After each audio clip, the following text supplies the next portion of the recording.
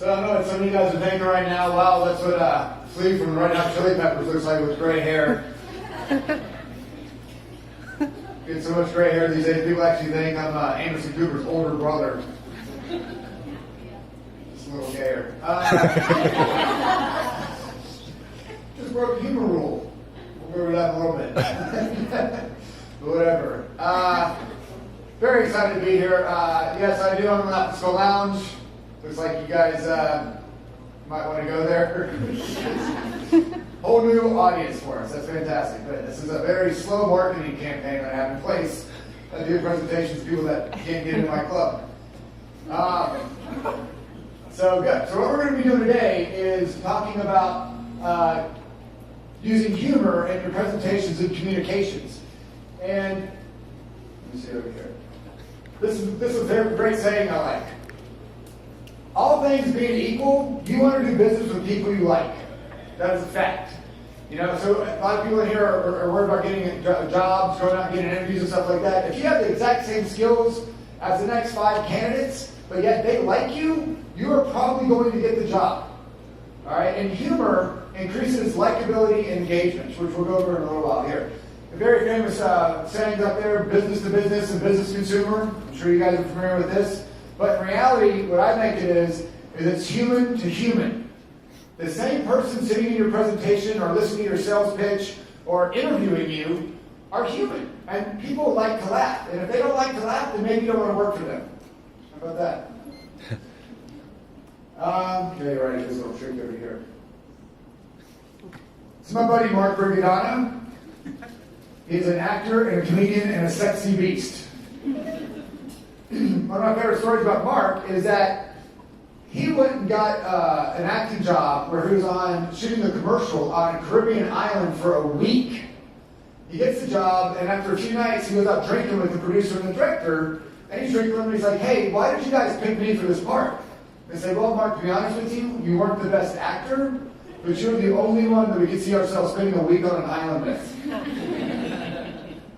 You might not be the best candidate. You might not have the best college GPA and all that stuff. But if you're making them laugh, making them smile, making them like you, you're going to stand out. That's worth a lot more than a college degree. Because guess what? You're not going to be pulling out your college degree in your sales pitches, in your business meetings. You're going to be pulling out your personality. So what we're going to be talking about is the what, why, and how of applying prepared humor to your presentations. And the reason I say prepared is because I'm a big believer that improv classes are great. I highly recommend taking some improv classes to learn how to think on your feet. It's a muscle just like anything else. And you want to be doing that in the comfort of a safe space, rehearsing and practicing and all that stuff, not in your sales presentations or your business presentations or interviews, what have you. So what we're going to talk about is prepared humor. And those are jokes. What you want to do is you want to have to keep your jokes in your pocket and let them come out organically. If you write some jokes about yourself, if you write some jokes about the product you're selling or service or whatever, and you have them in your pocket, you can always bust them out whenever, that's what you want to do. So prepared humor is what we're focused on here. So the take-home value is we're going to be talking about the what and why of humor, staying out of trouble with the humor rules, Comedy 101, the fundamentals. Also, I'm going to teach you guys on how to add some funny images to your presentations, and then we don't have a lot of time. This is normally like an hour presentation. I'm cramming a lot into 30 minutes. So I have a book that I wrote that we'll get into in a second. At the end of the presentation, I'll tell you guys, you email me, I'll send you a PDF of the book. And the PDF of the book in your presentation, we then talk about the 3-step methodology and also how to write self-deprecating humor. Because self-deprecating humor is always safe. It doesn't matter what you're talking about or what the situation is. If you can make jokes about the way you look or about the way you dress, it works. Anybody familiar with comedian Zach Galifianakis? So Zach Galifianakis came to Lapis Lounge on a Sunday night. It was in July, and he was wearing like a sweater. And a side note of the story, he goes up to our cashier, and he goes, hey, I'm a comedian. Like, this is the middle of the show. We already kind of started the show. He's like, hey, I'm a comedian. I'd like to get some stage time. And our cashier's like, yeah, we have open mics. Email us. We'll do whatever. And he goes, my name's Zach Galifianakis. And he's like, get the hell out of here. Made him show his ID, and it was him. So he goes on stage, and he was wearing a sweater in July. And I was like, well, that's just weird. But then he had like 5 minutes on what he looked like wearing the sweater. It's okay. Plan right. So, who am I? My name is Chiles. I've owned a couple of comedy festivals. I've owned 3 comedy clubs. I currently own the Lap School Lounge. I've taught over 100 comedy classes. I've performed on over 1,000 shows. I've produced over 5,000 shows. And let's face it, classy is as classy does. Let this be a warning to you not to get day drinking on the beach in front of your friends, because everybody has a camera now. By the way, I've lost weight since that picture, so I'm not afraid to show it. So I'm in the Lap School Lounge now. I used to own the Funny Farm Comedy Club up in Roswell. Anybody familiar with that? It's inside a place called Star Time Entertainment. Star Time Entertainment is like a Dave & Buster's if Dave was a crystal meth head. Run it down, that's what I'm saying. Lap School Comedy Festival coming up now, April 26th to 28th. Pretty much have to be 21 to get in our clubs and some shows, so I think everybody here should be able to go. Here's some people I've taken pictures with and hung out with over the years. Robin Williams, Amy Schumer, Jim Gaffigan, Bob Saget, Jeff Garland, Dave Chappelle. And I only show these pictures to make me look cool. Really, I show them and say, hey, look, man, you can tell how long I've been in business. I don't even have gray hair up here with Saget. This is the thing, man. I've hung out with these people, some of the funniest people on the planet. I've worked with them. And I get a little intimidated, but the common denominator is comedy. So what I like to do is I like to ask them, how do you write? How do you engage with an audience so quickly? And what's some of your performance tricks? And we can talk all day about that. So after 17 years being in this business, talking with people and being friends with people on this level, that's where I've come up with the methodology in my book and the presentation and what have you. So you can see that. By the way, the book is free. I'm not trying to sell. You email me, I'll give it to you in PDF for free. This presentation, there's the book right there. Your presentation is a joke. I won an award for Young Presidents Organization. It's one of the most prestigious business organizations on the planet. You have to be the president of a company that's doing at least $15 million a year in revenue and be under the age of 40. Pretty impressive, right? So I actually won an award for this presentation from them, which was a very high honor. And then from there, I got to be the keynote speaker for the Fortune magazine summit last year. So that's pretty cool. One of the reviews I got was this guy said that I used your recommendations. I absolutely crushed it in my sales presentation. Was told I was a standout speaker, was really able to get the audience engaged using humor. So I'm only saying all this stuff to say, hey, look, what I'm teaching, what I do here, it works. Just apply it. It's just like anything else. The more you do it, the better you get at it, and what have you. So let's talk about what is humor. Comedy plus business equals humor. You go to a comedy club, there are no rules. You're going to hear topics on everything. But if you're trying to be funny in a business setting, you're not doing comedy. You're doing humor. Because all humor is safe comedy. That's all it is. And the way you do that is you apply what I call the humor rules. And here they go. The first rule is don't make fun of any person or group of people, especially the Germans. All right? These people have taken on the world twice and almost won, so let's not piss them off. The other thing is keep it above the belt. You don't make any sexual references because you might rub someone the wrong way. Hello? Stay away from politics and religion. Let's face facts. Not everybody is well informed as you and your Facebook friends. Stay away from drug references. You might think it's funny that you have 3 DUIs. I assure you that human resources does not. And stay away from any violent words. This is a little tricky one. A lot of people don't really get this, but it's true. My friend's the booker for The Tonight Show. He's also the booker for Chelsea Handler, the Chelsea Lately Show. And so he goes over everybody's jokes. And so we talk a lot about it. And we talk about this because it's one of those obscure rules a lot of people don't get. But the reason why you're using humor is to make people feel positive, right? You want them to feel happy, positive. When you use words that have violent images, it puts a negative image and energy in people's heads, right? Like, for example, Holocaust, September 11th, NASCAR. Do you see how this gets more and more violent? Stay away from unsafe subjects. If you're the CEO of a company and you make jokes about layoffs, it's not going to go over well. If you're doing a sales presentation, you make jokes of, you're selling for Marriott, and you make jokes about bed bugs, not a good idea. So stay away from unsafe subjects. Now that you learn the rules, you can break them. All right? That's part of what happens when you learn rules out there in the workplace. So let's talk about comedy versus humor. Dying is easy. Comedy is hard. Has anybody ever heard this before? This is true. This is a very true saying. And the reason why comedy is hard is because, comedy is hard, but humor is easy.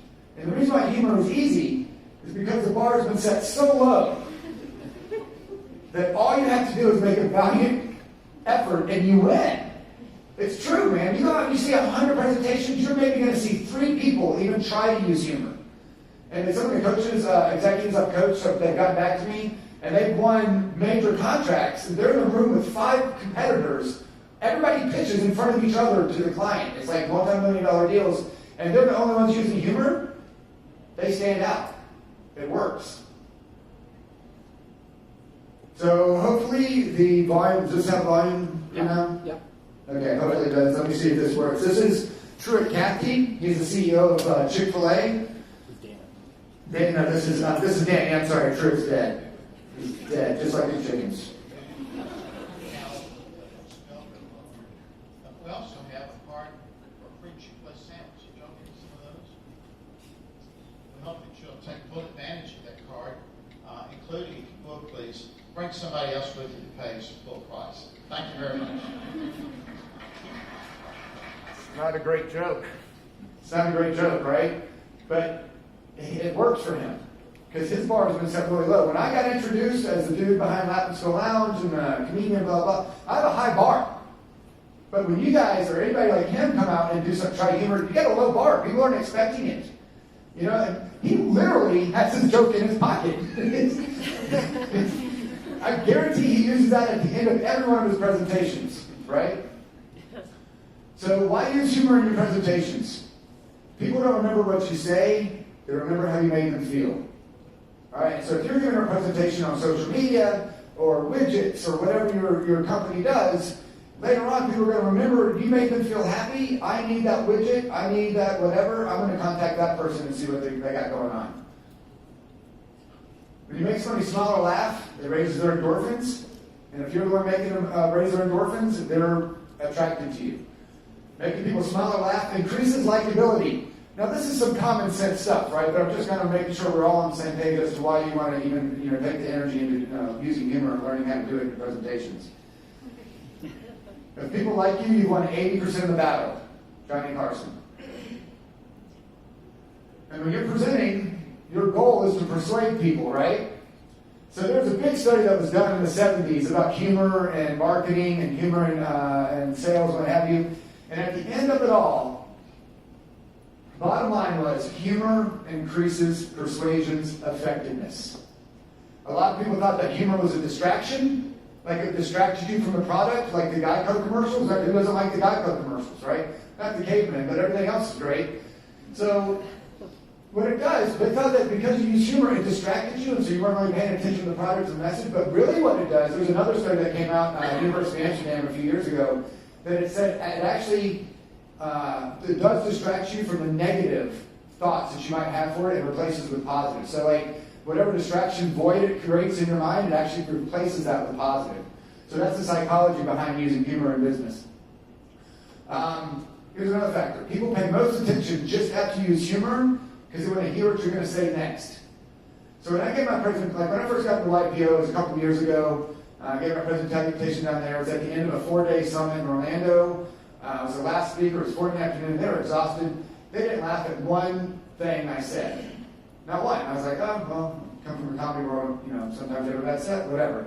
But they came up afterwards. Actually, it was the CEO of Waffle House and said, Marshall, we weren't laughing, but we were all paying attention. I was like, oh, I guess they were hoping that the next joke worked. I don't know. But that's the point, right? That's the point. Increase engagement. Like, if they say that in a presentation, if there's one thing you can take away, that's what matters. And this is what I always encourage people. Humor increases persuasive effectiveness. Because if you remember this, and you subscribe to this, you will do the work to make it add humor to your sales pitch or presentation, whatever it is. So here's why humor works. Increase likability, increase engagement, increase results. So here's some Comedy 101, the fundamentals. I'm going to teach you guys some little smoke and mirrors that comedians know. And now that you see it and you learn it, you'll watch comedy on TV or whatever, and you'll see some of the stuff that they do here. Does anybody know what the secret to comedy is? The secret to comedy is surprise. That's why when you hear a joke a second time, it doesn't work as well. Because you already know the surprise, right? Misdirection is the easiest form of surprise. And misdirection is very common in this world, especially when it comes to magicians. They make you pay attention to the right hand while they manipulate the situation with their left hand, all at the same time, still disappointing their parents. The easiest way to use misdirection, especially in business, is what's called the rule of three. And there's many types of rules of three, but the basic one for business is serious, serious, funny. Getting my point across, here's a surprise. All right? So here's a prime example of it. Giving 110% takes hard work, dedication, and a complete disregard for how math works. Serious, serious, surprise. Maybe not funny, but surprise. So the way misdirection works is you make people think you're taking them down one path. But then, all of a sudden, there's another path that you take them on, right? But look, the beginning of the path has to match both the surprise and the projected. In that last sentence, I would have said, giving 110% takes hard work, dedication, and knowing how to salmon fish. The hell? That has nothing to do with 110%, but math does. See what I'm saying there? So the misdirection, the new path has to match the beginning of the path as well. Sarah Silverman, she said, in high school, I went out with my dad's best friend. And that's embarrassing. You know, my dad having a 14-year-old best friend. See the misdirection? You thought she was dating her dad's age-appropriate friend. Here's another trick. Breadcrumbs help lead your audience.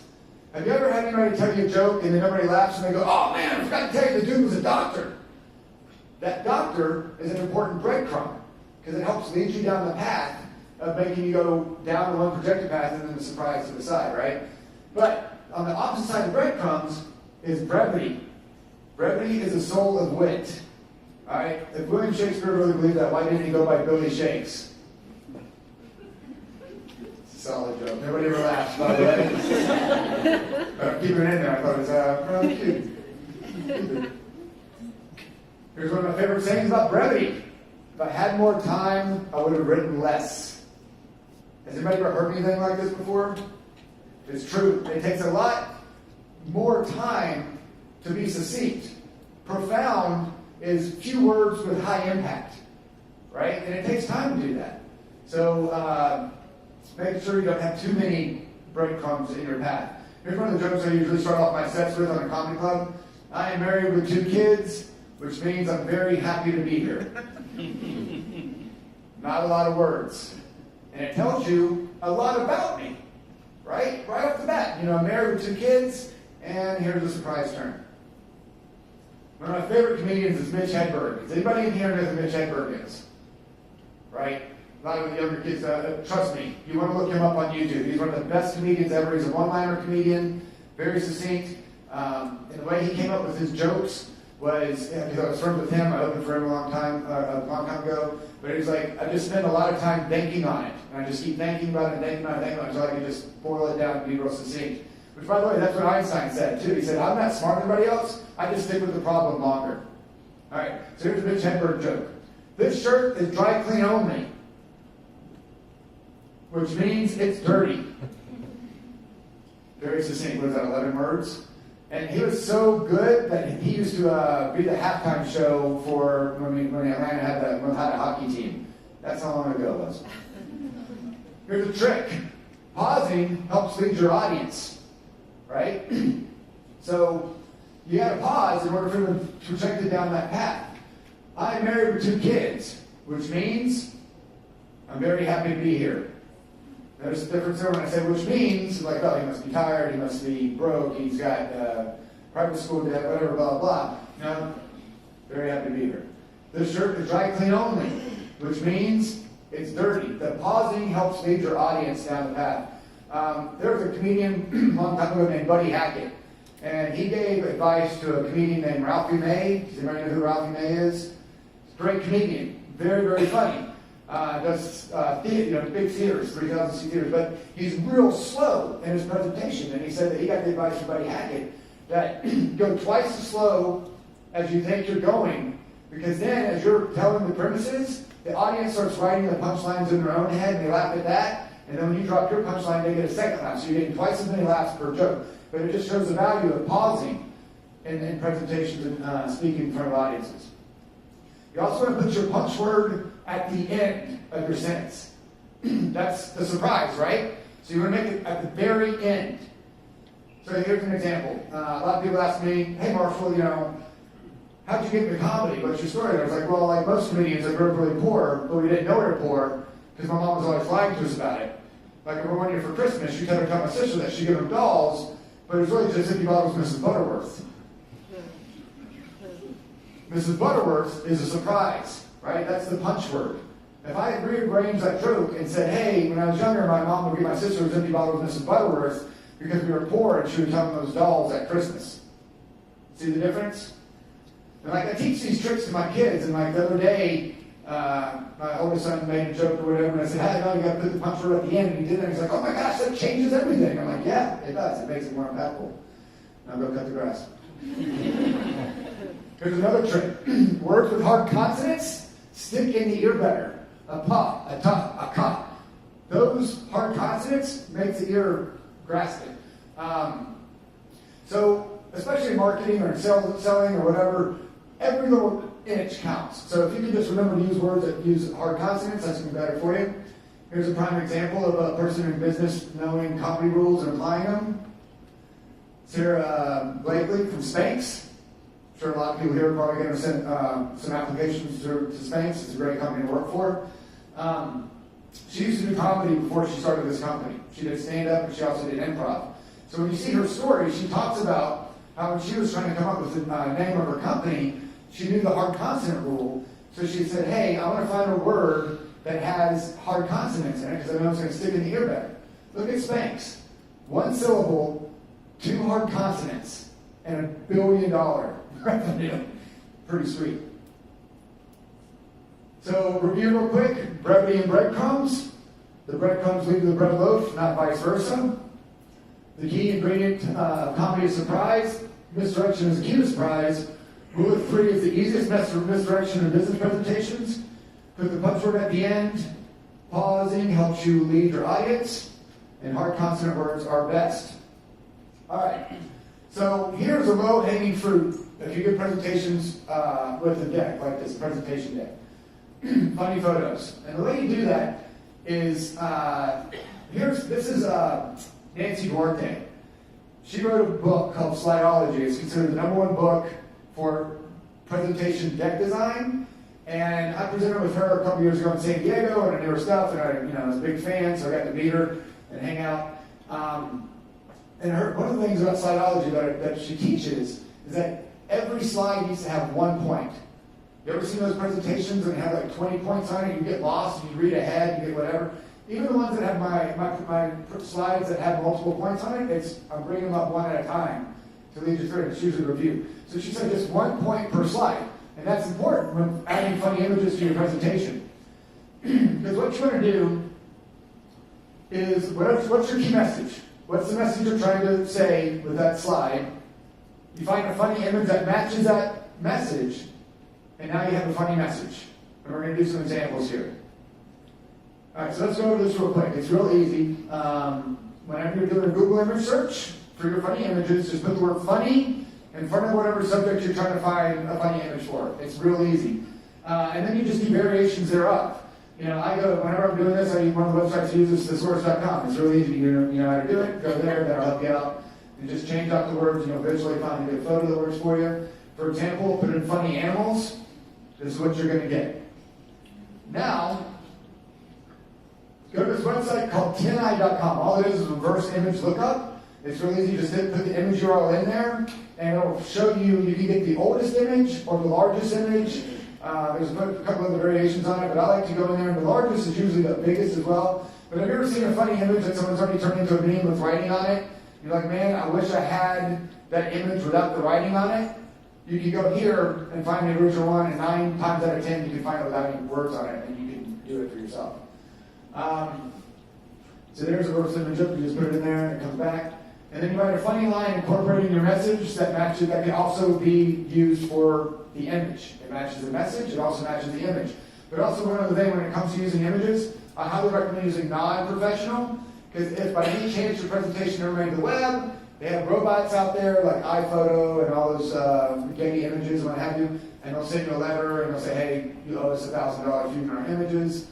Just ignore them and hope they go away like the rest of your problems. But also non-professional images, the natural ones are really funny. I think they're funnier than the staged ones. You'd be surprised at how many funny images you can get out of Eastern European blogs. People are nuts. So here's an example of adding funny images to your presentation, all right? How many people here think they're going to be talking about customer service and business, all right? Very common. So what are you going to do? You're going to go to Google and you're going to type in funny customer service, funny phone handling, funny phone. You know, there's variations thereof. What exactly are you talking about? So then you do that, you're going to find that image. And then you can say, not everyone takes customer service seriously. Let's do it again. Providing solutions. Anybody here going to be talking about providing solutions in business? Funny providing solutions, funny answers, funny searching. You do that, and you're going to find that image. And you can tag that with, some people have no idea where to find solutions. Let's do it again. Finding customers. Funny customers, funny demographic, funny audience. You do that, you're going to find that image. And then you can write a line that matches both of them by saying, we know how to reach your audience.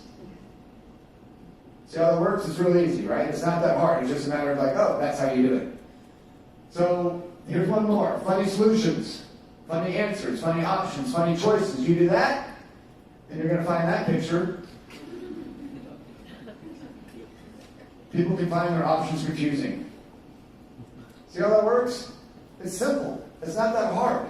And if you do this, I highly recommend putting a folder on your desktop that you, whenever you're looking for funny images that you can use, even if it's not going to be for that which in particular, but you find one, put it in there. Because now I have like a folder with a few hundred funny images over the years, and I can just go there first, and I can start scrolling through it and pulling it over.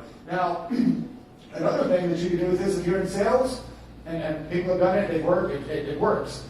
You send somebody a message, a couple of emails, and they're not responding. How about this? You're going to be sending out your resume, right? What if somebody, after 3 times you reached out to them, and they haven't gotten back to you yet? I wish I had the picture. I have a picture of a dog sitting in a sink. It's like a husky sitting in a sink looking out a window, and it's a funny image. And it's what I use in my sales presentation when somebody's not getting back to me. I'm like, look, I've really been looking forward to hearing from you. Please get back to me. There's another picture I have where a skeleton's sitting on a bench. I'm like, hey man, I've been waiting forever to hear back from you. Guess what? They start responding. All things being equal, people want to do business with people they like. Right? So if you're sending out your resume and you really want to be with the company and you're not getting a response, I highly recommend go find some funny images to put in there that's going to be appropriate. So let's talk about when to use humor in your presentations. Everybody here to start off with a joke, right? You do it at the beginning of your presentation, and if you can write 1 minute, 2 minutes of self-deprecating humor, it's always going to work for you. It doesn't matter if it's a sales presentation, a business presentation, whatever it is, it's always going to work for you. And it's evergreen. So use humor at transition points. Remember, you're not trying to do a comedy show, just you're trying to keep engagement up and likability, so you do it at the beginning, at transition points, and just before your key message. That's it. Why do you do that? Because people pay most attention just after you use humor, because they want to hear what you're going to say next. All right, so before I go into questions, let me ask you guys a question. I know I've just given you a fire hose of information. What words did I go to Google Images and type in to find that image?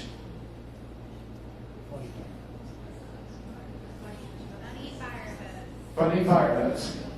That's right. And last time I gave this presentation, I forgot to drop the breadcrumb. I just gave you guys a fire hose of information, but I dropped that. If I had done that, you guys would have answered that properly. But I dropped the breadcrumb, so I led you down the path. So yeah, so there you go. It's not that hard, right? So, any questions? Everybody good? Yes? So, say you're giving your presentation and like your audience is just totally dead and not reacting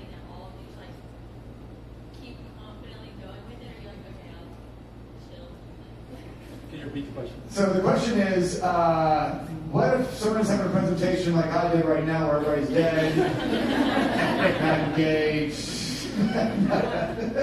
The question is, like, if you're trying to use humor and they're just a dead audience and they're not really grasping for it, well, guess what? Do you think that if you take humor out of it, it's going to help or hurt? Right? And I'm a big believer, talk about the elephant in the room. You know what I mean? Like, you gotta address it. That, you know, in comedy, if some comedian's on stage and they're performing and a waitress drops a plate of dishes and they just keep going, they're going to lose the audience. Because the audience is like, what the hell? Why aren't you addressing this? Or, oh, this isn't off the cuff, this is all prepared. You know, it just takes them out of the reality. One of my favorite sayings in comedy is, when you shine a light on a dark place, it's no longer dark. So if you're having a bad presentation, if you're in a dead room, address it. And that's my opinion. Maybe you can be funny on the fly with it. That's why I say take improv classes, because that's where you're going to learn how to be able to think on your feet, and it's going to help you in business. I promise you it will. But yeah, I highly recommend addressing it, and then just keep going. And then if the jokes don't work, you can make fun of that. I have a client that's he actually is the CEO. He started his company that he started was voted by Forbes magazine as the #1 company in America to work for if you're a millennial. He hired me to be his president, his humor coach, and so I helped him with stuff. And so what he's done is he actually what's called a saver. When you do jokes that don't work, you have a joke that makes fun of it not working. So what we came up with from him was like, you know what? I think you're right not to laugh at this. We actually hired a humor coach, and obviously I didn't pay him enough because these aren't funny. I agree with you. He addresses it. So you can even say that. Say, hey, I read a book. It was free. Obviously, you know. Something like that. Any other questions? Yeah. You mentioned having a joke or two in your back pocket, kind of like Dan Cathy did. Uh-huh. Where do you, like, how many should you have? Is it just one good joke, and where do you find them? So you want to be able to write the jokes yourself, self-deprecating jokes. I have these exercises that I don't want to go over in a presentation. It is in my book. It's basically I have these 3 writing exercises. You put the subject at the beginning of it, and you go all the way through the 3 exercises, and you'll have a joke at the end of it most of the time. So write them yourself. Like, everybody has something different. Now, there's 2 types of, now I'm going past this presentation, but there's 2 types of self-deprecating jokes you can do. There's the obvious, which is what you can see, and then there's a non-obvious, which is what you can't see. Like, the obvious is, I have gray hair, so I can make jokes about that. The non-obvious is, I have apathy, but I don't really care. Right?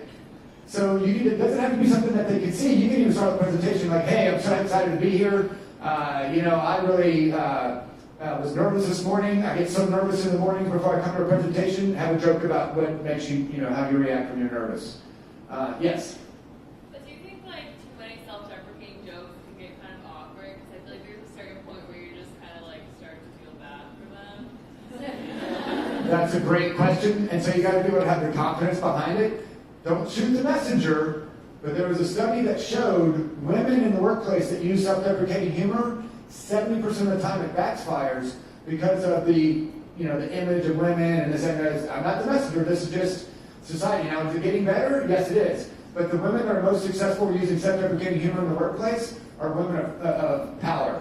They're in a position of power. So you're right, that's a great question. So you can have jokes about, doesn't have to be self-deprecating. You can have some jokes about traffic. Oh my God, who all here, I'm sorry, this morning I was so stressed out because I was dealing with a man in traffic. Have a joke about traffic. Every city you go to has traffic. So you can talk about how, hey, I'm so happy to be here this morning. I sat in traffic forever. Here's a traffic joke. Yes? What are the classic initial mistakes people make when trying to implement humor in their presentations? Like, if their first presentation using humor, they're really excited to implement these things, like, what do they always get wrong? So that's a great question. So she said, what's the classic mistakes when people are initially using humor in their presentations? I would say that not having the confidence behind it. You've written a new joke, and it's the first time you're going to tell it into an audience. So I do this as a comedian. I know other comedians do this. If you write jokes that you want to try to start doing, start running them by your friends. Start running them by your family members. Hey, I've got this new joke I want to run it by you. So you've done it a few times to people, and trust me, you do that, you're going to get feedback, and also just verbalizing it in front of another person versus coming up with your head, writing it down is totally different than when you have to start verbalizing it, use a different part of your brain. And so practice it in front of other people. And then after 3 or 4 times, you're getting a guarantee the joke will get better and better. And then you've already done it 3 or 4 times by the time you do it in your presentation, and it's going to be more effective. So make sure you have more confidence in it from the jokes by other people. And also, slow down. It's very common for new comedians to step on their jokes. That means I've got to laugh, and I'm going to keep up. The laugh's still happening, but I'm going to step right. It's called stepping on your jokes. Jeff Garland, you know Jeff Garland from the Green, what is it? Goldbergs. And Daddy Daycare, the big actor, he told me, he goes, the rule I play is I say, let your jokes sizzle. So if you do a joke, let the laughs happen, and if the laughs don't happen, don't sit there and be like, you know. So, and again, practice makes perfect. Any other questions? Doesn't have to be about humor and presentations, just life, business, dadhood. Yes? Is there a way to joke about something that, like, people feel strongly for? So the question is there a way to make jokes about something that somebody feels strongly for? Like, to make it more lighthearted. Like, you're so passionate about it, but you want to make them be lighthearted about the subject. So it has to be in a safe place. If you're in a position of power, yes, you can use the humor in that position. Like, it's very common in war that the platoon leader, when they're under fire, it makes a joke because it's relieving the pressure. Like I've heard this from numerous places. That's a thing. Because it's so much pressure that's when they do it. So like sometimes if you're like if you're in a business and you get called into a room because it's we just lost our top client or something bad just happened. Equifax just had to release their thing that just happened. The leaders get in there and they start working on a word. The leaders can make jokes about it to relieve the pressure. But somebody an underling cannot. So it has a position of power there. But so yes, there is, but there's also like stay away from religion and politics. I mean, it does not matter what you say about any of that. Just hearing some words, hearing some buzzwords will just automatically set half the people in the room off. So keep on safe subjects. And also, you can make jokes about something that's of importance. Like imagine if you were working at Equifax and that came out that day, there's a lot of tension and hostility or whatever it is, you can deal with it, and then later on, after you pass the dangerous part, you can make a joke about it. So it's another safe zone kind of thing. Does that make sense? Does that answer your question? Cool. Anybody else have any other questions? Yes.